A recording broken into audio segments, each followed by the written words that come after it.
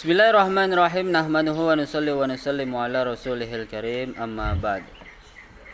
Tafsir Quran, tafsir Jalalain ayat 155.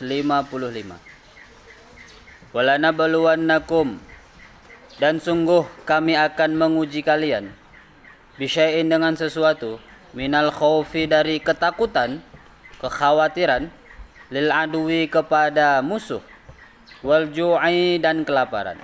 Al-qahti maksudnya kelaparan, sama maknanya. Wa naqsin dan kekurangan, minal amwali dari harta-harta, bil halaki dengan kehancuran, wal anfusi dan jiwa, bil qatli dengan peperangan, wal mauti dan kematian, wal amrodi dan penyakit-penyakit, was samaroti dan buah-buahan, bil hawaiji dengan kebutuhan-kebutuhan. Ai lanakhtabirannakum, maksudnya sungguh kami akan menguji kalian, fanangdur, maka kami akan melihat, kemudian kami akan melihat, atas biruna, apakah kalian sabar, amla atau tidak sabar, wabashir, dan berilah kabar gembira, itu fi'il amar itu, wabashir. Dibaca ri karena apa? Bertemunya dua sukun. Aslinya wabashir as-sabirina. Itu ketemunya dua sukun, maka diharokati kasroh. Kenapa? Li'annal kasroh akhaful harokah. Kasroh itu paling ringannya harokat. Maka kalau ada huruf yang sukun harus diberi harokat, maka yang pertama diberi adalah harokat kasroh. Wabashir, dan berilah kabar gembira, as-sabirina, kepada orang-orang yang sabar. Sabar atas apa? Alal balai, atas musibah. Kemudian kabar gembira tentang apa? Bil jannati, dengan surga. Di ala itu ta'alluqnya kepada as-sabirin. Dia ada ta'alluq huruf jar namun. Ala ta'alluqnya kepada as-sabirin. Bil jannah, ba-nya itu ta'alluqnya kepada bashir. Jadi kalau orang nggak tahu begitu, nanti dibacanya alal bala'i bil jannah, atas musibah dengan surga. Gimana? Musibah kok surga? Itu beda ta'alluq. Nah, diperhatikan. Allah Subhanahu wa taala berfirman, sungguh Allah akan menguji manusia, menguji kita semua ini. Apa yang diuji? Bisyai'in minal khauf wal ju', sesuatu dari ketakutan dan kelaparan, kekurangan harta, wal anfusi, dan diri kita sendiri. Ditakuti dengan kematian, perang, penyakit, dan sebagainya. Wasamaroti, dan buah-buahan. Buah-buahan di sini maksudnya bukan buah benaran, bukan. Tapi apa? Al-hawaiji, kebutuhan-kebutuhan kita. Kebutuhan beras, air, buah-buahan, dan kebutuhan-kebutuhan yang lain. Tempat tinggal, nah itu masuk dalam as-samarot. Semuanya akan diuji oleh Allah dengan perkara-perkara yang sudah disebutkan tadi. Kekhawatiran, kelaparan, kekurangan harta, khawatir terhadap diri sendiri, khawatir terhadap kebutuhan-kebutuhan kita. Nah, diperhatikan, semua ujian ini cara menghadapinya itu cuman satu bekal untuk menghadapi semua ujian yang akan kita peroleh, yang akan Allah berikan kepada kita. Satu aja modal kita untuk menghadapi ujian semuanya ini. Apa itu? Apa itu? Ilmu. Apa itu ilmu? Makanya di sini disebutkan wabashirus sabirin, berilah kabar gembira kepada orang-orang yang sabar atas ujian dari Allah. Nah, orang bisa sabar ketika dia tahu ilmu sabar.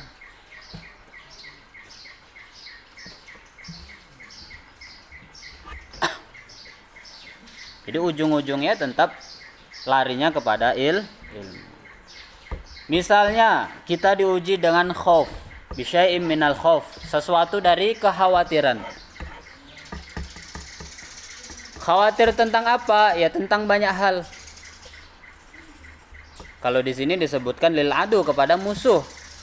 Kalau dulu orang Islam memang banyak orang yang memusuhi, suku-suku, negara-negara, bangsa-bangsa yang memusuhi agama Islam. Maka di sini makna pertama minal khauf lil adu. Ataupun khauf-khauf yang lain.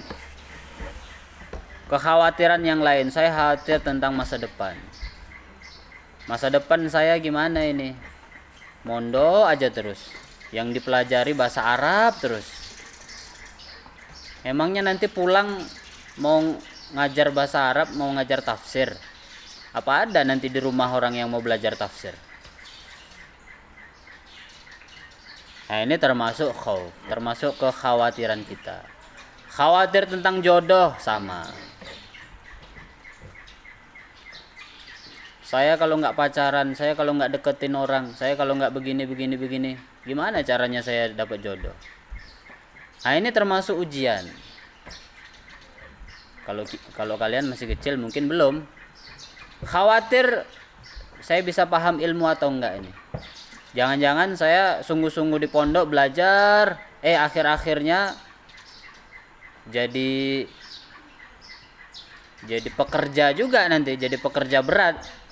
Rugi dong saya belajar sungguh-sungguh. Nah, ini juga khauf, kekhawatiran.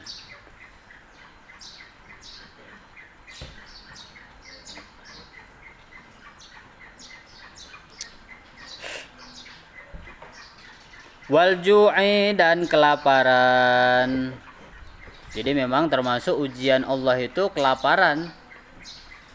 Di sebagian tempat itu ya alhamdulillah, kalau di negeri kita ini negeri yang subur, negeri yang makmur. Orang nggak punya pekerjaan, nggak punya duit, nggak punya apa-apa, masih bisa makan. Masih bisa makan. Pergi ke belakang rumah, tanam ubi, tumbuh ubi itu, dibakar, bisa. Nggak harus makan beras, makan ubi pun bisa. Kalau di tempat lain, di negeri lain, nggak bisa begitu. Nggak semua tanah di luar negeri itu bisa ditanami. Kalau di Indonesia ini setiap jengkalnya bisa ditanami. Kalau di luar negeri, Masya Allah itu. Bahkan ada musimnya, apalagi kalau musim salju, musim dingin, nggak bisa orang bercocok tanam karena turun salju. Bisanya hanya di musim panas. Musim panas itu pun hanya sebagian tanah yang bisa ditanam.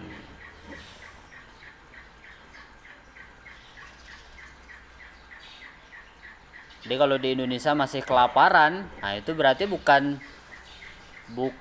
salah siapa-siapa, itu berarti manusianya yang bodoh. Tinggal di Indonesia kok kelaparan. Bukan kelaparan kamu, tapi kegengsian. Gengsinya terlalu tinggi. Harus makan yang enak, harus makan ini, harus makan itu. Akhirnya apa ya? Kelaparan juga. Kekurangan makanan sebab gengsinya sendiri. Banyak maunya.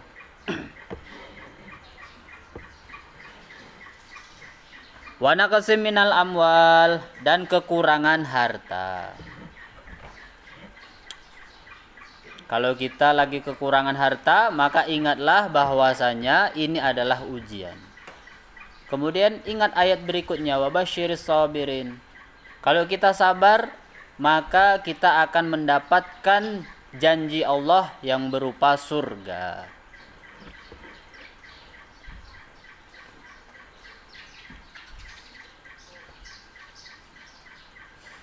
Kekurangan harta itu ujian. Banyak harta juga ujian. Jangan dikira banyak harta itu bukan ujian. Ujian juga. Karena memang manusia ini ya hidupnya ujian terus, depan belakang atas bawah itu ujian.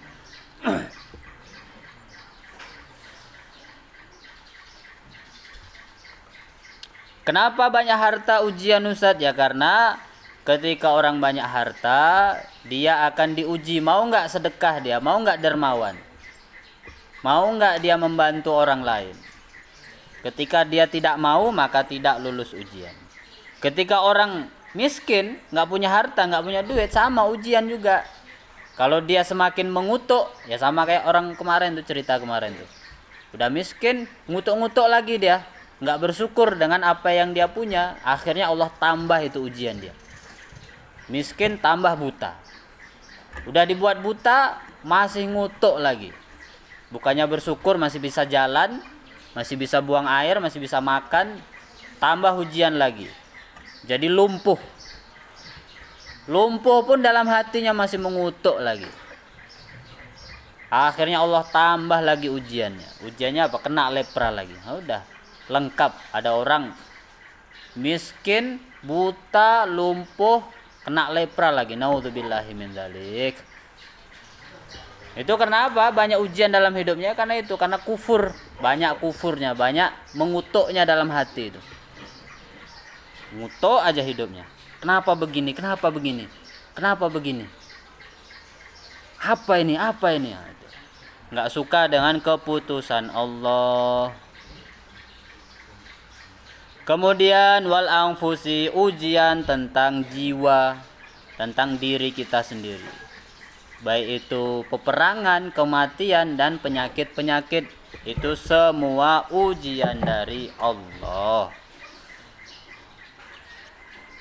Maka orang-orang yang sakit, fahami bahwasanya penyakit ini datangnya dari Allah. Kemudian gimana kalau kita sudah fahami?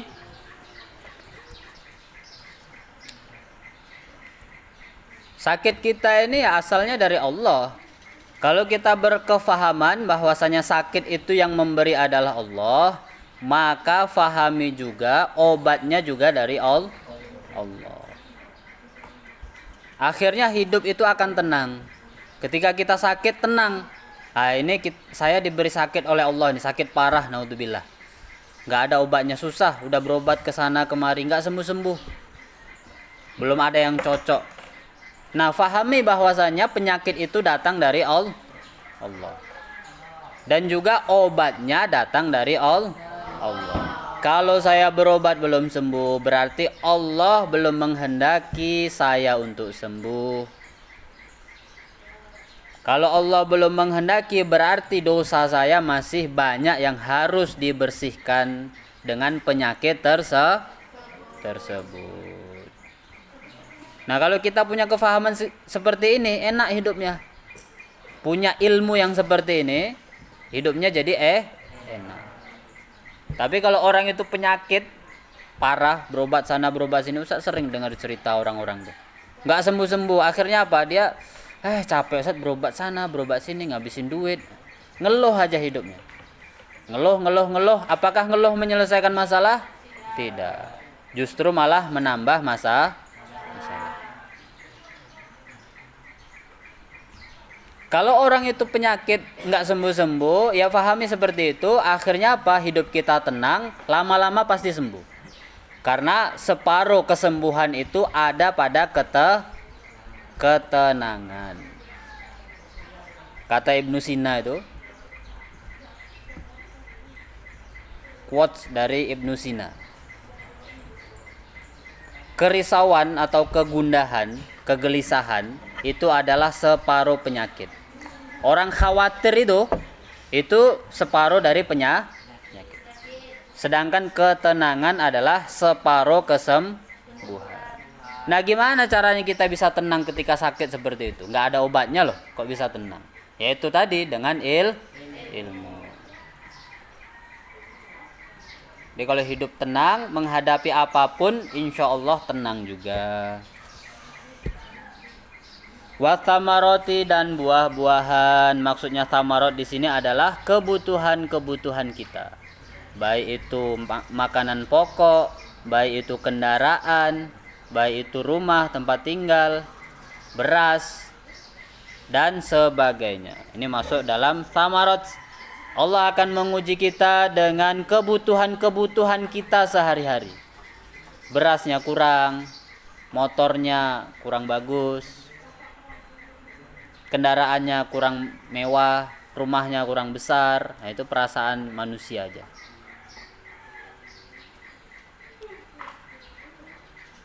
Karena itu semua adalah ujian dari Allah.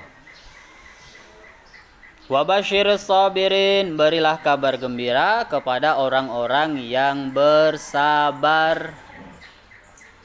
Diuji dengan dirinya dia sabar, dia khawatir dia sabar, kekurangan duit dia sabar, kelaparan dia sabar.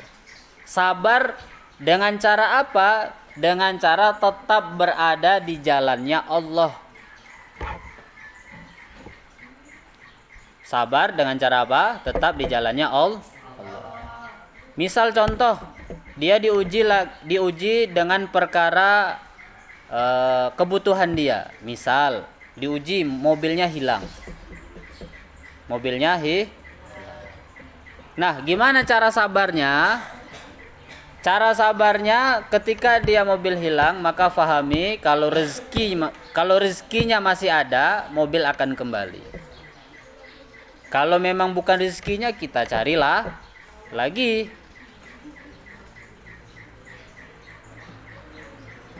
Jangan pergi ke dukun.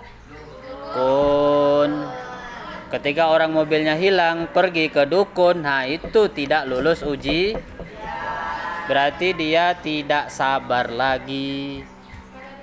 Kalau dia tidak datang ke dukun, nah berarti dia lulus ujian, berarti dia sabar. Ustadz, saya nyari jodoh nggak dapat. Jangan pergi ke dukun. Usaha, itulah namanya kesabaran. Kalau dia pergi ke dukun, nah itu berarti tidak sabar lagi.